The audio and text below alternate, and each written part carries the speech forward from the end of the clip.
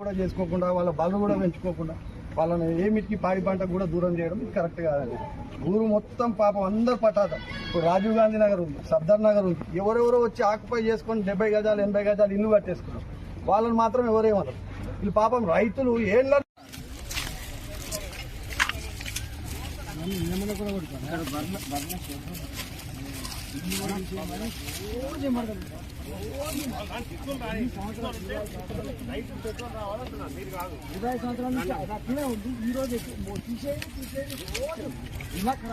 మనకి ఇక్కడ ప్రాక్టికల్ గా విలువ ఏది చెప్తలేదు సార్.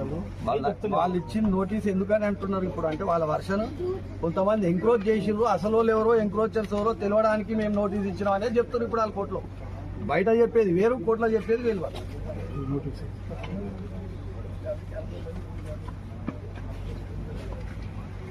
వాళ్ళ క్లియర్ గా డైరెక్షన్ ఇచ్చింది, మీరు ఎలాంటి స్వతంత్రం రాక మునుపు బ్రిటిష్ ప్రభుత్వం, నాకు తెలిసి 1934 or 35, 1934-35లోనూ ఒకేసారి ఈ దేశంలో బీసీల పరంగా ఓబీసీల పరంగా కులాల పరంగా జనగణన జరిగింది.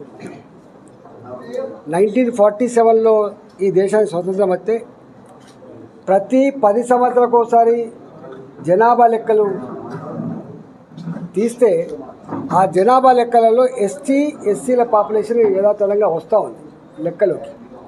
కానీ ఓబీసీల పాపులేషన్ కానీ ఇతర కులాల పాపులేషన్ ఎప్పుడు రాలేదు.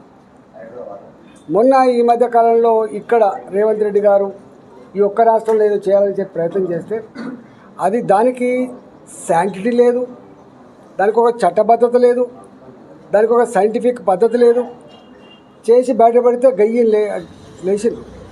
మా జనాభా 52%, 53% మేముంటే నీ 42% నీకు ఎట్లా వచ్చింది బిడ్డ అని చెప్పి, ఇది తప్పుల తడక.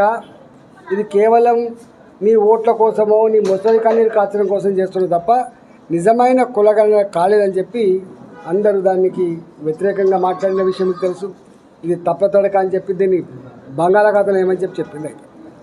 ఇవాళ భారతీయ జనతా పార్టీ నరేంద్ర మోడీ గారు మొట్టమొదటిసారిగా దేశంలో క్యాబినెట్ మినిస్టర్స్గా 75-76 మంది ఉంటే 27 మంది ఓబీసీలను మంత్రులు చేసిన చరిత్ర కూడా భారతీయ జనతా పార్టీకి మాత్రమే దక్కింది. మీతో వాజ్పేయి గారు ఫస్ట్ ప్రధానమంత్రి గారు అయితే మొట్టమొదటి రాష్ట్రపతి అబ్దుల్ కలాం గారు అయ్యండి, ఒక మైనార్టీ బిడ్డనే రాష్ట్రపతి అయ్యండి. నరేంద్ర మోడీ గారు ప్రధానమంత్రి అయిన తర్వాత ఒక దళిత బిడ్డ రామ్నాథ్ కోవింద్ గారు దేశానికి రాష్ట్రపతి అయింది. ఈ దేశం ఎవ్వరు ఊహించినటువంటి వ్యక్తి, కళ్ళ కూడా ఊహించినటువంటి వ్యక్తి, ఒక ఆదివాసీ అడవి బిడ్డ ముర్ము గారు దేశానికి రాష్ట్రపతి అయ్యారు. 27 మంది ఓబీసీ క్యాబినెట్ మినిస్టర్సు, క్యాబినెట్ కావచ్చు, స్వతంత్రం కావచ్చు, ఎంఓఎస్ కావచ్చు, 27 మంది మంత్రులు, 12 మంది ఎస్సీలకు సంబంధించిన దళిత బిడ్డలు, 8 మంది గిరిజన మంత్రులు, 5 మంది మైనార్టీ మంత్రులు, అంటే 100కి 60-65% పైగా మొట్టమొదటిసారిగా ఈ వర్గాలకు ప్రాతినిధ్యం ఇచ్చినటువంటి పార్టీ నాయకుడు మోడీ గారు.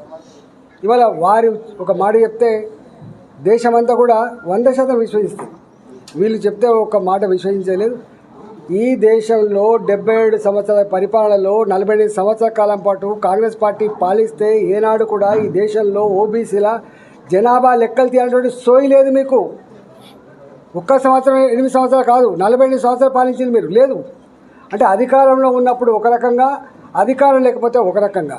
ఒడ్డెక్కదాకా ఓడమల్లప్ప, ఒడ్డెక్కినాక బోడమల్లప్ప. నీ దేశంలో నీ జాతీయ పార్టీ కదా, నువ్వు ఎందుకో చేయలేకపోయినావు. ఇలా ఇక్కడేదో నువ్వు ఒక తెలంగాణలో చేస్తా అని చెప్పి మొదలుపెట్టి అది అబాస్పాలైపోయిన తర్వాత ఇప్పుడు మోడీ గారు క్యాబినెట్లో ఎందుకు ప్రజల యొక్క ఆవేదన అయితే ఉందో, దుఃఖం అయితే ఉందో, వాళ్ళ కోరిక అయితే ఉందో తీర్చడంలో తప్పేముంది. ప్రజల చేత ఎన్నుకోబడ్డ ప్రభుత్వం కాబట్టి వాట్ ఈజ్ రాంగ్ ఇట్ అని చెప్పి వారే స్వయంగా క్యాబినెట్లో డిసిషన్ తీసుకొని దేశంలో అన్ని రాష్ట్రాలలో జనాభా లెక్కలతో పాటుగా కులగణన కూడా చేయాల్సిందే అని చెప్పి వారు చెప్పిండ్రు. అట్లా మహిళా రిజర్వేషన్ కూడా ఉంది. ఇలా అదేవిధంగా ఇంకా మాకు వన్ నేషన్ వన్ ఎలక్షన్ దిక్కుపోయే ఆస్కారం ఉంది. రీఆర్గనైజేషన్ కూడా జరగాల్సిన అక్కడ ఉన్నది. కాబట్టి డెఫినెట్గా ఇవాళ మోడీ గారు తీసుకున్న నిర్ణయం ఈ దేశంలో ఉన్నటువంటి అణగారిన వర్గాలు కావచ్చు, ఇవాళ ఓబీసీలు కావచ్చు, ఈ రాష్ట్రంలో పిలువబడే బ్యాక్వర్డ్ క్లాసెస్ ప్రజానికానికి ఒక మంచి వరంగా మేము భావిస్తూ ఉన్నాం, దీన్ని స్వాగతిస్తూ ఉన్నాం. ఇలా కూట్ల రాయితీ ఇవ్వబడిగా ఈ రేవంత్ రెడ్డి గారు ఇక్కడ కాంగ్రెస్ పార్టీ కొత్తగా అధికారం రాలే. ఇంతకుముందు